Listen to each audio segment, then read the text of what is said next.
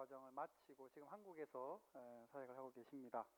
오늘은 이승규 목사님께서 회개하고 복음을 믿으라는 제목으로 말씀 전해주시겠습니다.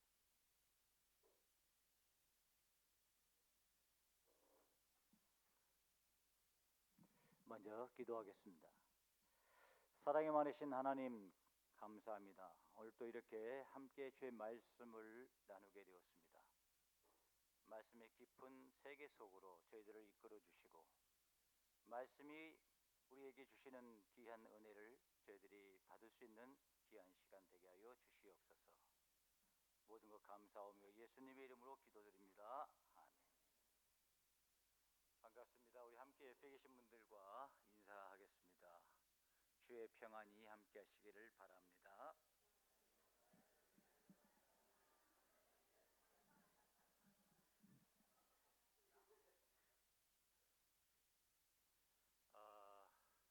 오늘 기도해 주셨던 분께서 우리 집사님께서 말씀하셨던 것처럼 이번 주일은 이 사순절이 시작되는 첫 번째 주일입니다.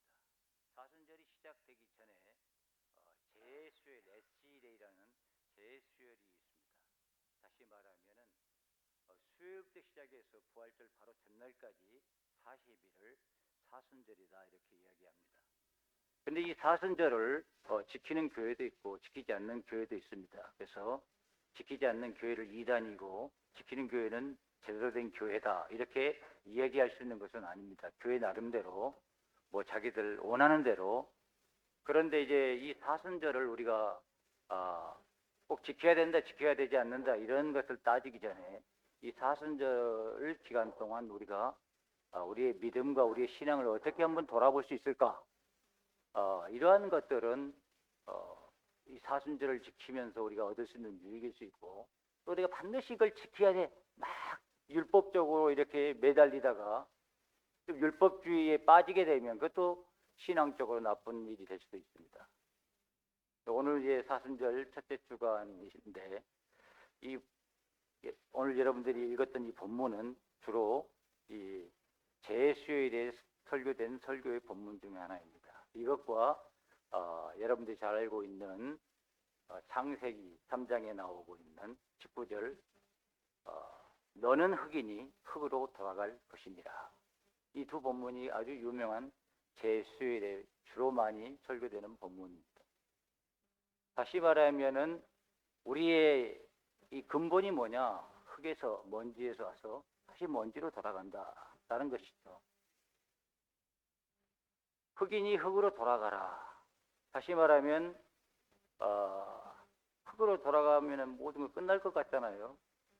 거기에서 다시 새로운 어떤 빚음, 새로운 어떤 하나의 새로운 존재로서 새로운 어떤 그릇으로서 하나의 흙에서 만들어져 가는 그런 어떤 의미를 우리에게 주고 있죠. 그래서 여러분 창세기 3장의 이야기를 잘 알고 계시겠지만 창세기 3장에 아담과 하와가 범죄해서 결국 주어진 이 메시지 하나님께서 인간에게 주신 말씀이 너는 흙이니 흙으로 돌아갈지니라. 그래서 우리는 사실 사순절을 지키는 뭐 성공회나 장로교나 또 뭐 가톨릭이나 이런 데는 좀 더 엄격하게 지키는 그런 데는 종료주일 때 보통 이 종료 나무를 이렇게 흔들면서 저는 이제 가끔씩 저기 하본에 있는 올드 처치에서 예배를 드리고 그랬는데 거기는 꼭 이 고난 주간에 뭐 하냐면은 이 예수님의 길 이렇게 해서 한번 빙 돌면서 들어와 가지고 예배를 드리는데 그때 이 종료 가지들을 마른 가지들을 태웁니다. 그러면 교회에서 그 재를 이렇게 1년 전에 태웠던 재를 가져다가 우리의 머리에 이렇게 바르면서 이제 기억을 하는 것이죠. 내가 영원히 살 것 같은데 영원히 살 것 같지요? 너는 재로 돌아간다. 죽는 순간까지 죽을 줄 모르고 살아가는 것이 우리 인간인 것 같아요. 그런데 이 사순절은 결국 너는 재로 돌아간다. 그래서 이 사순절 기간 동안 우리가 고민하면서 다시 한번 우리가 물어봐야 될 하나의 질문들이 있다면 어떻게 흙에서 하나의 생명을 입는 새로운 존재로 내가 바꾸어질 수 있을까 하는 질문입니다. 또 하나는 어떻게 이 짐승과 같은 어떤 이 약육강식의 법칙이 있는 그런 세계 속에서 특별히 오늘 이 시대는 더 심한 것 같아요. 한국 사회는 우리 젊은이들이 참 힘든 것 같습니다.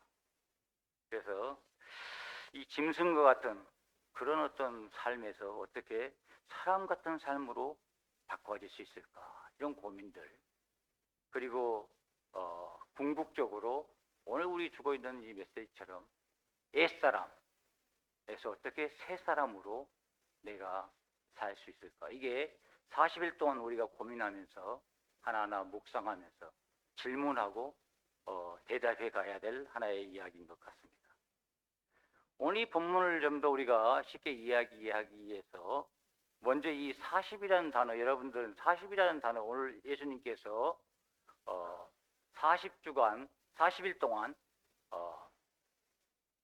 강야에 내몰리셔서 강야에 계셨다, 그렇게 성경은 아주 짧게 기록하고 있습니다. 근데 여러분들이 성경을 보시면은 마태복음에도 나오고 마가복음에도 나왔고 그리고 누가복음에도 나오고 요한복음에도 다 나옵니다. 이 예수님의 강야 40일간 하나의 사건들은.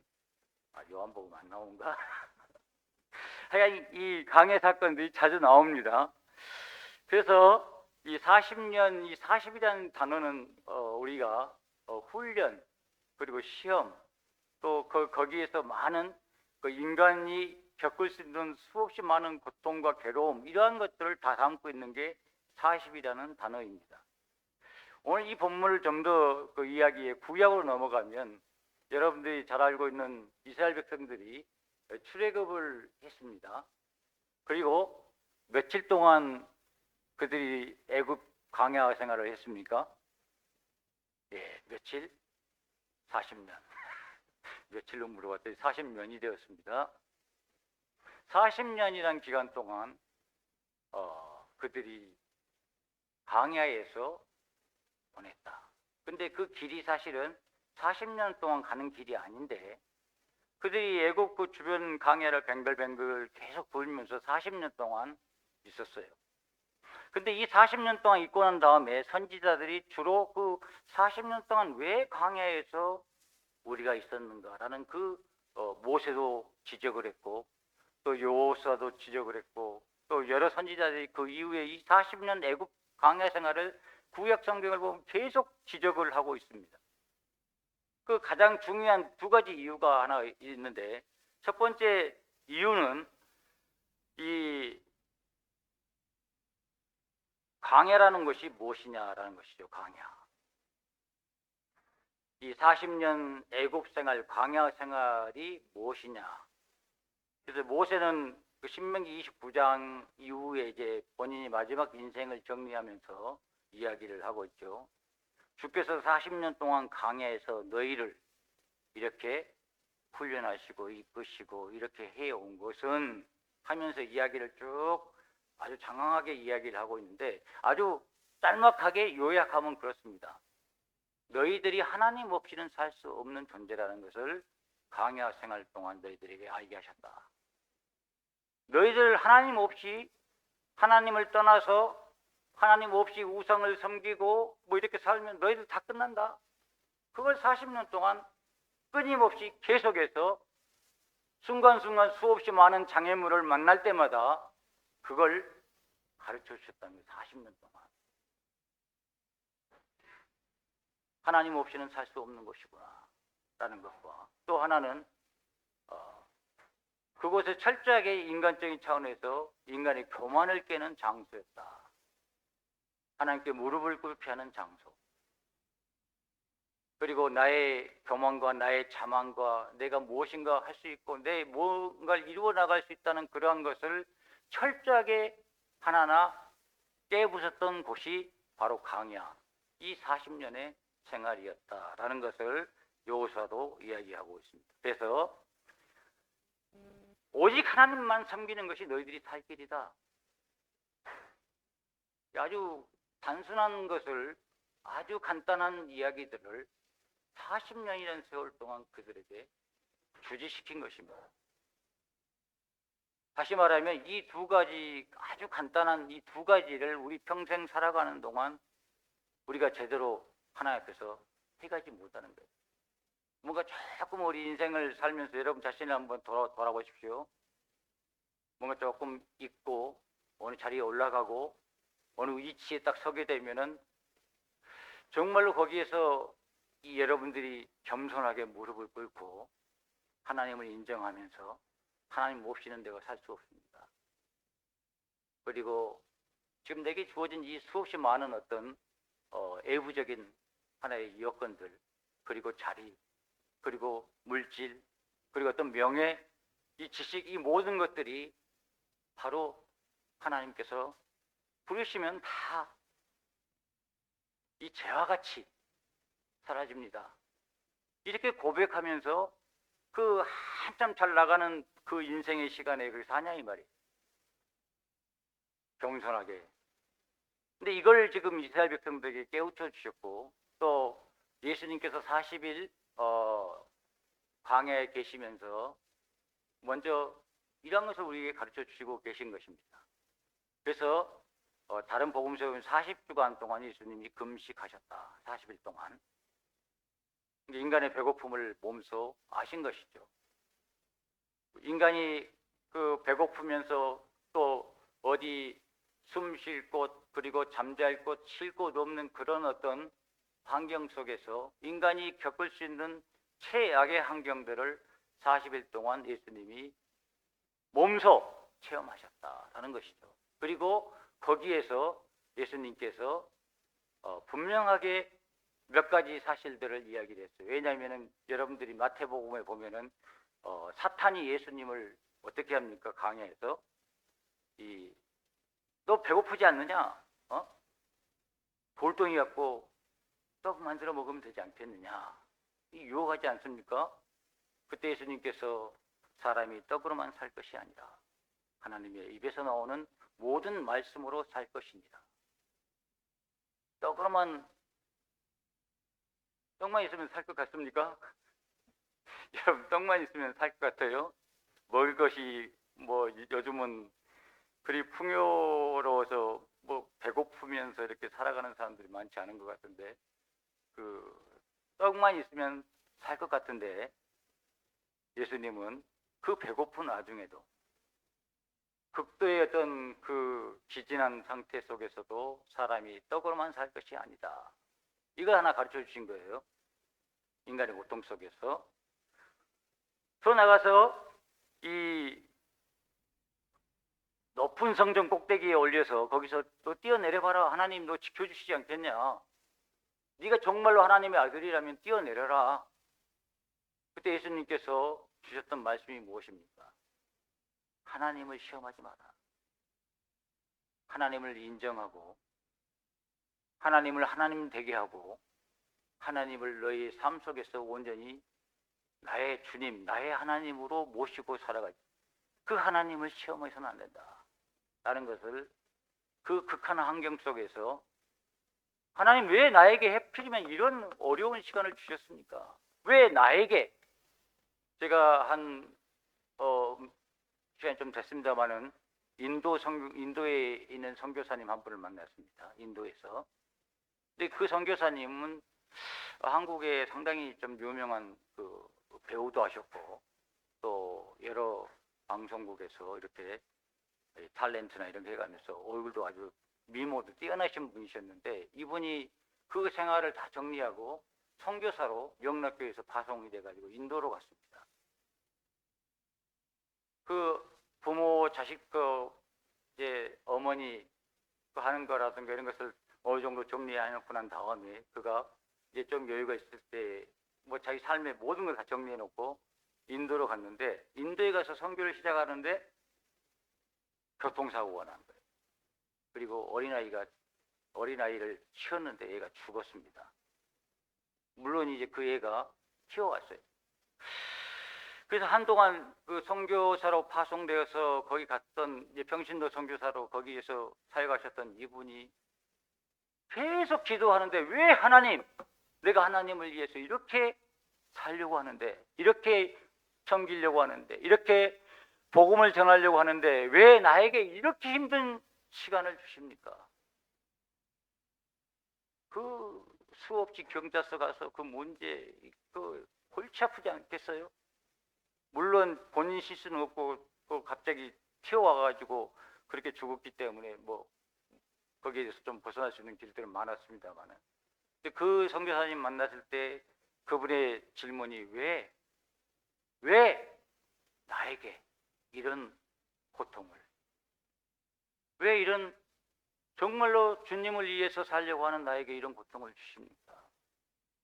하는 그런 원망과 그런 질문들이 끊임없이 나오더라는 것입니다. 그런데 지나놓고 보니까, 좀 더 지나놓고 보니까 그 시간, 하나님께서 주셨던 그 시간들, 이 시간들을 통해서 그 환경 속에서, 그 선교 현장 속에서 하나님께서 더 자신을 이렇게 빚고 계시다는 것, 흙에서 더 아름다운 어떤 그 삶을 빚어내고 계시고 있다는 것을 그가 자기 자신을 그 신앙 여정을 통해서, 삶의 여정을 통해서 발견했다. 새벽에 일어나셨는데 그분이, 저희들도 이제 뭐 시차도 적응이 안 되고 해서 일찍 일어나서 보는데, 그 고아원, 그 인도에서 버려진 애들을 데려다가 이렇게 사역하시는 선교사님이신데, 그 애들을 딱 그 아침 한 4시, 5시 되는데 애들을 안고 기도하시는 그런 모습들이 뭐 누구 이렇게 보여주기 위한 것이 아니라 자연스럽게 그 아무도 없는 그런 시간 속에 하시는 그런 모습들을 보았습니다. 하나님을 하나님 되게 하는 것, 내 삶을 통해서, 이거 쉽지 않습니다. 하나님이 정말로 하나님이신가? 지금 사순절 기간 동안 우리가 한번 예수님 말씀하셨던 것처럼 질문을 해봐야 될 것입니다. 그리고 마지막으로 경배하라 그러지 않습니까? 온 만국 세계를 보여주면서 나에게 너가 절하면은 그러면 이 세계를 주겠다. 그때 예수님이 하신 말씀이 오직 하나님께만 경배하고 다만 하나님만 섬기라 말씀을 하셨습니다. 그리고 나서 마귀가 떠나고 천사들이 예수님을 수정 들더라. 근데 오늘 이 마가복음은 바로 40일 있고 천사들이 함께 있더라 이렇게 말씀하는 것으로 나왔습니다. 이런 어떤 이 본문의 내용 속에서 오늘 우리가 이제 들어왔는데, 본문 안으로 들어왔는데, 이런 본문 속에서 첫 번째 만나는 사람이 누구냐면 세례 요한입니다. 세례 요한이 광야에서 지금 이 복음을 전하고 있습니다. 뭐라고 하고 있습니까? 오늘 보니까 회개하라, 복음을 믿어라. 어쩌면은 이 회개하라 이 말은 너무 많이 들어서 좀 식상할 수도 있어요. 그런데 내가 하나님 앞에 죄를 고백하고 하나님, 내가 예수님을 나의 구주로 영접합니다 고백을 했는데도 불구하고, 입술로 그렇게 고백을 했는데도, 그리고 내 마음 어느 한 부분에서 또 그렇게 그것을 인정한 것 같기도 하는데 실질적으로 진정한 회개를 하지 않는 경우가 많습니다. 그러니까 내가 진정 하나님 앞에 회개를 했는지 안 했는지 상당히 중요한 하나의 이 질문이 오늘 사순절 죄를 바르면서 회개를 한번, 내가 정말로 하나님 앞에 하나님께로 돌아섰는가. 이 회개라는 것은 죄로부터 완전히 돌아서는 거거든요. 근데 우리 인간이, 여러분, 죄에서 무관하게 살 수 있습니까? 하루라도 죄 안 지은 사람 있어요? 우리 임 목사님 하루라도 죄 안 지은 적 있습니까? 네, 우리 목사님도 없어요. 우리가 하루라도 죄를 안 지을 수가 없어요. 왜? 우리는 육신을 갖고 있는 사람들이기 때문에 그렇습니다. 그래서 우리가 이 성경을 보다 보면 자꾸 갈등이 되는, 어떤 걸 묵상하다가 갈등이 되는 거 있어요. 내게 옛사람이 있고 새사람이 있다는 갈등이 있어요. 그래서 회개를 했는데 또 해야 되는 것인가? 내가 또 죄를 지었네. 회개를 했는데 또 회개해야 되는 것인가? 자꾸 회개해야 하는 것인가? 죄로 돌아선다는 것, 죄를 돌아서는데 몇 번 돌아서야 되는 것인가? 뭐 용서를 70번씩 7번씩 70번이라도 하라고 예수님이 베드로에게 이야기를 했는데, 뭐 용서하고 회개하고 또 다르잖아요. 그래도 이 회개하라 하는 그 핵심이 무엇인가? 이 죄에 대한, 그것은 오늘 우리가 40년 광야 속에서, 그리고 40주간 그 광야 속에서 예수님이 보여주셨던 것처럼 하나님 없이 나는 살 수 없습니다 라는 고백이, 이 고백이 내 안에 진정한 하나님, 주님 당신이 없이는 저는 살 수가 없습니다, 이 고백이 분명하게 있는 사람은 회개에 확실한 회개가 그 가운데 있는 거예요. 죄를 비록 짓고는 있지만. 그래서 이제 좀 더 나가서 오늘 보니까 주보에 우리 김남주 목사님께서 거룩한 삶에 대한 이야기를 쭉 실어놨는데, 성화의 삶에 대한 이야기들, 그 회개 이후에 우리한테 주어져 있는 그런 모습들이죠. 그러니까 우리가 회개는 하나님께로 완전히 내가 하나님 없이 살 수 없습니다. 내 의지로 내 세상의 어떤 우상으로 도움이 살 수 없고 하나님만 나의 주님이시고 하나님과 더불어 나는 살 수밖에 없습니다 라는 하나님께 돌아서는 것이 있는데, 그 다음에 우리가 이제 죄와 연결돼서 누가복음에는 회개에 합당한 열매를 맺으라 이렇게 이야기를 했어요. 그러니까 어떻게 그러면 열매를 맺습니까? 이렇게 묻는 사람들이 있었잖아요. 그랬더니 이 소유가 많은 사람들, 가진 것이 많은 사람들은 가난한 사람을 돌아보고 그 소유를 나누어 줘라, 그 말을 하고 있어요. 이건 우리 뭐냐면 열매, 우리가 죄를 지어가면서도 우리가 그렇게 살려고 노력을 해야 한다는 거예요. 이게 뭐냐? 회개에 합당한 열매를 맺는 것입니다. 세리가 물었습니다. 그럼 저는 어떻게 해야 되는 것입니까? 너는 세금을 많이 걷지 말고 적절하게 걷어라, 정확하게 맞추어서. 그리고 어려운 사람들에게 그 강제로 이렇게 가는 걸 하지 말아라. 본인들이 물었습니다. 저희는 어떻게 그러면은 합당한 그 회개의 열매를 맺습니까? 그러니까 군인들에게 예수님 답변하시기를, 너는 힘을 가지고 다른 사람을 억누르거나 협박하지 말아라. 힘을 가지고 너 권력을 가지고 누구를 막 마음대로 종처럼 노예처럼 부려먹으려고 하지 말아라. 이러한 것, 그게 내 위치에서 만약 예수님이 그럼 저는 어떻게 합당한 열매를 맺겠습니까 하면, 저의 위치는 여러분들이 가장 잘 알 것입니다. 저는 이제 여러분들 모르신 분도 많이 있고 얼굴이 익으신 분도 많지만은, 제가 얼굴이 익으신 분이라 해서 그분의 삶을 잘 알겠습니까? 잘 모르겠죠. 그렇죠? 그래서 만약 제가 여러분들을 너무 잘 알고, 그리고 여러분의 삶의 모든 내용들을 다 알고 있다면은 제가 이 설교 원고 같은 것이 필요하겠습니까? 필요 없습니다. 왜? 여러분들이 얼굴을 보면서 설교하면 되니까. 여러분들의 얼굴이 설교 원고일 수 있기 때문에 그렇습니다. 그 삶에 대한 내용들을 다 보는데 어떻게 이 설교를 이렇게 여길 보고 계속 하겠어요? 그렇죠? 안 그렇습니까? 답이 없어요. 어떻게? 회개에 합당한 열매, 내 자신이 어떻게 하나님 앞에 그 열매를 맺어가야 할 것인가? 내 위치가 무엇이냐요?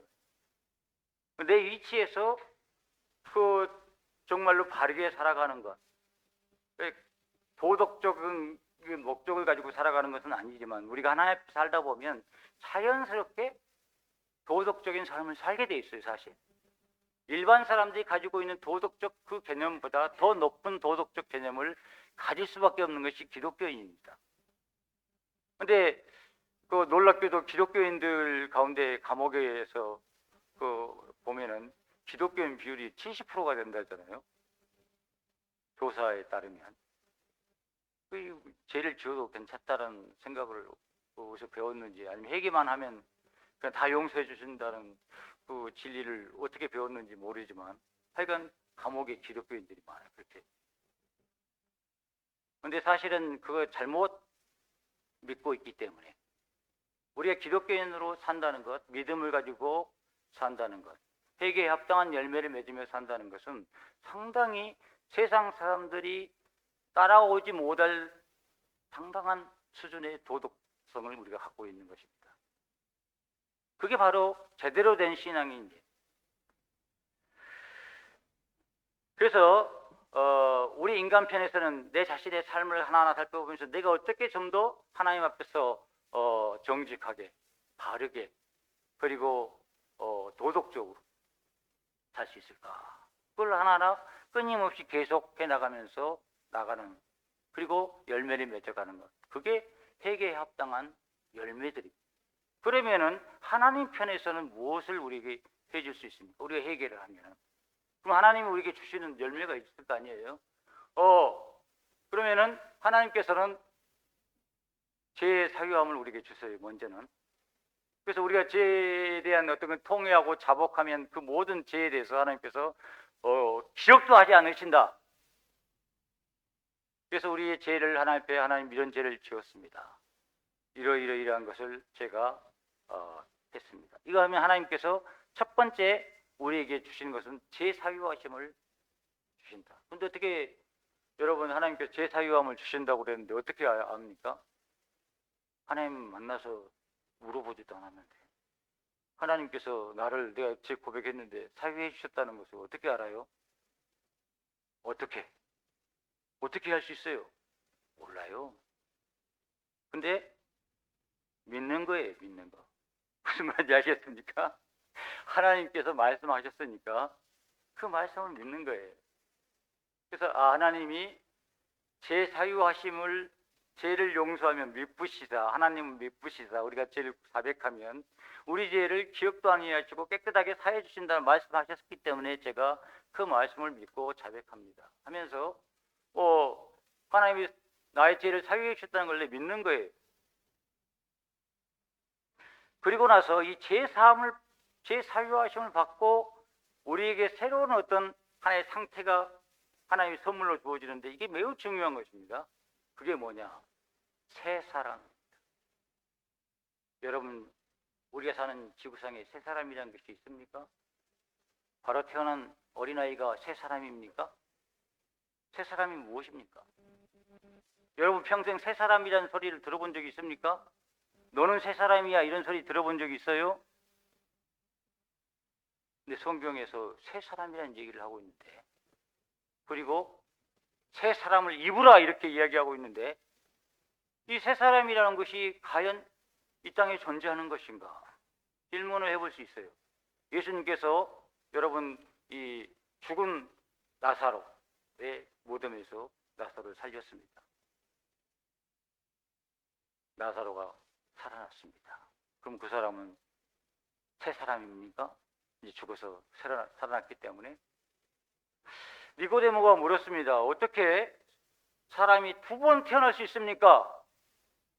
어머니 뱃속으로 다시 들어가서 다시 태어나면 우리가 거듭날 수 있는 것입니까? 새 사람이 될 수 있는 것입니까? 질문을 했어요. 새 사람. 그래서 전대미문에 이런 이야기를 지금까지 들어본 적이 없어요. 오직 성경에 새 사람이라는 이야기가 나왔습니다. 무엇 때문에? 옛사람이 있기 때문에. 옛사람이라는 것은 존재론적으로 존재합니다. 왜? 우리 모두가 옛사람입니다. 옛사람의 성경을 가지고 살아가는 존재이기 때문에 우리는 아무리 새 것 같은지만 시간이 지나면 금방금방 곧 뭐예요? 옛사람이 되어버린 거예요. 새로 태어났다가 옛사람, 또 옛사람, 계속 옛사람이 되는 거예요. 옛사람. 근데 성경은 우리에게 너희가 새 사람을 입으라 말씀하신 거예요. 오늘 이 두 번째 회개하라 그리고 복음을 믿으라 이 말은 너희가 회개하고 이 새로운 하나의 형태, 새 사람을 입었다는 것, 새 사람이라는 것, 너희들이 이걸 하나의 복음으로서 우리에게 주고 있는 것입니다. 나는 새 사람이다. 나는 이 땅에 존재하지 않는 새 사람이다. 이 땅에 존재하지 않아요. 그럼 어디에 존재할까요? 새 사람은 믿음 속에 존재하는 것입니다. 믿음. 그래서 이 로마서에서 바울은 새 사람을 이야기할 때 믿음을 끊임없이 이야기했고 에베소에서도 믿음을 이야기했습니다. 믿음에서 믿음에 이르나니, 믿음에서 믿음에 이르게 하나니 기록된 바 의인은 오직 믿음으로 말미암아 살리라. 새 사람이 될 것이다. 라는 것이죠. 그게 하나의 이 믿음은 새 사람은 믿음이다. 뭐라고요? 새 사람은 믿음이다. 여러분 새 사람은 믿음입니다. 믿습니까? 영 믿음이 없어요. 새 사람은 믿음이라는 걸 믿습니까? 성경이 그렇게 기록돼서 새 사람은 믿음이다. 곧 그 말은 무엇이냐? 여러분 이 논리학에서 주어가 있으면 서브젝트가 있으면 서브젝트 is P 그러면 수로잖아요. 그럼 S is P라고 했을 때에 이 S는 P에 의해서 규정이 됩니다. S가 어떤 존재인지 주어가 어떤 주어인지에 대한 것은 그 뒤에 설명하고 있는 수로가 다 설명을 하고 있어요. 이 수로가 무엇을 의미하는가에 따라서 이 S가 주어가 엉뚱한 것이 될 수가 있어요. 근데 이 새 사람은 믿음이다. 이 말은 믿음이 어떤 믿음을 갖고 있느냐에 따라서 이 사람이 새 사람일 수도 있고 혼 사람일 수도 있고 잘못된 이상한 새 사람일 수도 있고 뭐 어떤 좀 유령 같은 새 사람일 수도 있고 그럴 수도 있다 이 말이에요. 이 믿음이 무엇이냐에 따라서. 그래서 성경에서 참 믿음을 가져라. 바른 믿음. 믿음에서 믿음. 그 믿음이 바로 우리가 이 찬양하면서 또 하나님께 우리가 기도하면서 사실은 이 오늘 말씀을 여러분들이 가만히 이렇게 전할까 생각을 하다가 찬양을 쭉 하다 보니까 그 찬양석에 오늘 메시지가 다 들어가 있더라고요. 그러니까 오늘 그 찬양만 제대로 이해하고 찬양만 제대로 하면은 뭐 이 말씀이야 뭐 딱 그런 것이네 이렇게 생각을 하고 있었어요. 뭐 찬양 인도하신 분이 보니까 거의 뭐 저보다 훨씬 뛰어난 영적인 그 힘을 가지고 계신 것 같은데 맞습니까?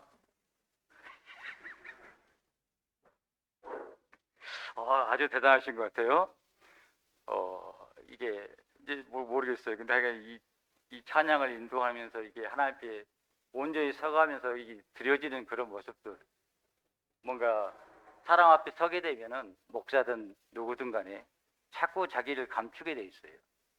보일 것만 보이기 위해서. 저도 이렇게 딱 이 넥타이도 오래간만에 이렇게 맸는데 넥타이도 매고 뭐 이렇게 딱 보여줄 것만 보여주고 감출 거 감춘다.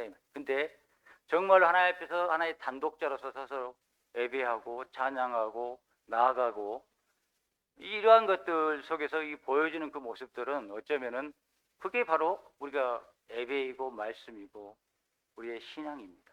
우리의 믿음입니다. 믿음. 오늘 이 주고 있는 것처럼 새 사람은 믿음입니다. 여러분 이거 하나만 오늘 기억하시면은 하나의 복음을 믿는다는 것은 그것입니다. 새 사람이 믿음이라는 것을 믿는 거예요. 그리고 이 믿음에 따라서 내가 새 사람일 수도 있고 새 사람이 아닐 수도 있다라는 것을 어떤 믿음을 갖고 있느냐에 따라서 아주 중요한 이야기를 했습니다. 그래서 우리가 이 끊임없이 신앙생활을 해가면서 나는 새 사람이다 라고 내가 이야기할 수 있다는 것은 나는 믿음 안에서 믿음의 지식을 가지고 그리고 믿음의 세계 속에서 하나님과 끊임없는 릴레이션십, 관계를 갖고 있다라는 거예요. 그 관계성 속에서 나는 하나님의 형상을 바라봅니다. 그 관계성 속에서 나는 하나님께서 너는 참으로 나의 형상으로 지어진 존엄한 존재라는 그 메시지를 내가 받습니다. 이 관계 속에서 그 믿음을 가지고 세상을 또 바라봅니다. 저 사람도 하나님의 형상으로 지었구나. 저기도 하나님께서 지으신 하나의 새로운 세계로 끌어당기는 하나의 세계구나. 하나님의 나라가 가까이 오고 있는데 언젠가 되면은 이 모든 세계가 하나님의 나라 안으로 들어가겠구나. 믿음을 가지고 바라보는 게 이걸 예를 들어서 여러분 믿지 않는 사람한테 이런 얘기를 하면 어떻게 됩니까? 저 사람 뭔가 조금 이상해. 좀 정신이 좀 나간 것 같아. 미친 거 아닐까? 이렇게 생각할 수 있어요. 여러분 진짜 그래요. 안 믿는 사람한테 그런 얘기를 하게 되면. 왜냐? 이것은 우리가 새 사람이라는 것은 믿음의 세계 안에 있기 때문에 그렇습니다. 믿음 밖에 있는 사람은 몰라요. 믿음을 가지고 있어야만이 이게 결정이 되어지고 이것이 움직여져 가는 것입니다. 그래서 여러 교부들이 책을 많이 썼습니다마는 신학자 중에서 칼 바르트라는 사람이 아마 저작은 가장 많이 신학 저작을 가장 많이 남긴 학자로서 알려졌는데 그분이 이야기하는 것은 이 믿음에 의해서 새 사람이 결정되어지고 로마서는 바로 그 전체 주제가 새 사람이 믿음이라는 하나의 그 주제를 전체적으로 깔고 있다라는 얘기를 했어요. 이게 무슨 말인가? 한참 저는 이걸 이해하는데 상당히 계속 로마서를 읽어봤는데 딱 어느 정도 딱 보면서 하면서 뭔가 그 영적인 눈이 열리면서 오 정말로 그렇구나. 새 사람은 믿음이 있구나. 라는 것을 확연하게 딱 느껴지면서 우리가 하나님 관계 속에서 이 믿음을 어떻게 가느냐 하는 것이 참 중요하구나. 왜 성경에서 정금보다 더 귀한 믿음, 이 믿음을 이야기했습니다.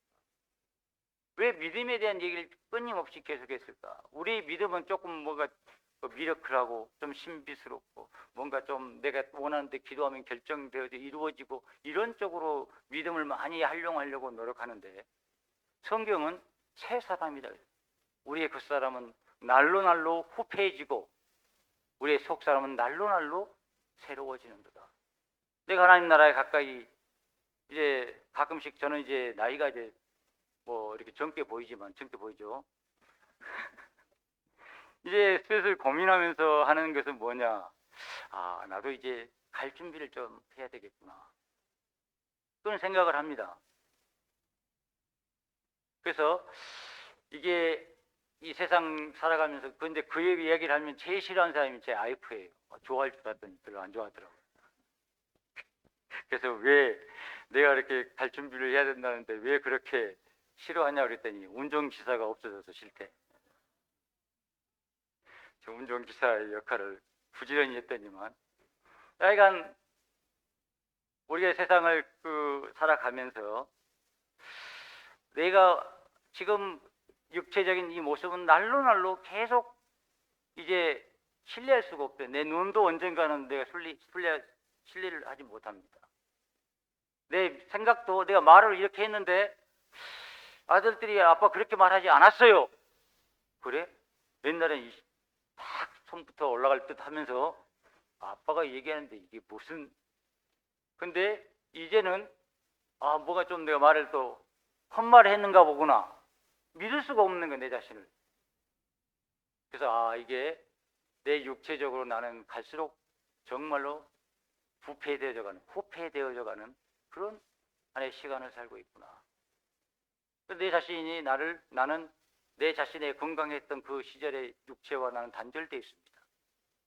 이제 뭐 다른 사람들이 막 뛰어가듯이 마라톤 하듯이 과거에 마라톤도 뭐 몇 번 했습니다만은 그 정도 할 수 있을까? 못할 것 같아요. 내 육체를 신뢰하지 못하기 때문에. 그런데 이 그 노년의 시기를 가면서 이제 느끼는 것이 뭐냐면 자식들도 서서히 단절되어져 갈 것이고 사회의 어떤 직장도 이제 얼마 있으면 은퇴할 거니까 거기도 끊어질 것이고 그럼 내 인생에 이제 남아져 가는 것이 뭐가 있지? 이렇게 생각이 들잖아요. 그렇죠? 다 단절돼 가기 사회적 관계 뭐 자식들과의 관계 내 육체적으로 내가 믿었던 것들과의 단절 점점 내 몸이 후패되어 가면서 나타나는 현상인데 여기서 하나의 새 사람 다시 말하면은 믿음이라는 것이 내 자신 속에서 내게 주는 하나의 힘이 있습니다. 이제 그러다 보니까 과거에는 죽는 문제가 상당히 심각하게 이렇게 느껴졌어요. 사실은 내가 이 누군가에게 누군가를 기억하지 못하고 상실 속으로 뭐 사라져 간다는 거 이것이 얼마나 무서운가 이렇게 신앙을 가졌으면서도 그렇게 생각을 했는데 이제는 생각을 가만히 해보니까 이렇게 가는구나. 그래서 그렇게 심각하지가 않습니다. 여러분 새 사람은 믿음이라는 것을 여러분들이 그 진리를 알게 되면 여러분 삶에 있어서 이 오는 이런 것들 뭔가 나에게 단절되면서 끊어지는 이런 것들을 넘어갈 수가 있어요. 말씀을 정리하도록 하겠습니다. 여러분, 사순절 우리의 시작이 되었습니다. 우리가 어떤 율법적으로 나는 이 사순절 기간 동안 내가 이게 진짜 하나님 앞에서 이건 한번 끊어봐야 되겠다. 그래도 좋아요. 신앙적으로 도움이 될 수 있습니다.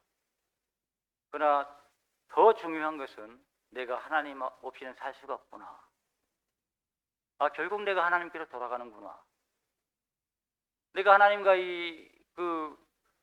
가까이 가면 갈수록 내 믿음 안에서 나는 새 사람이 돼가고 있구나.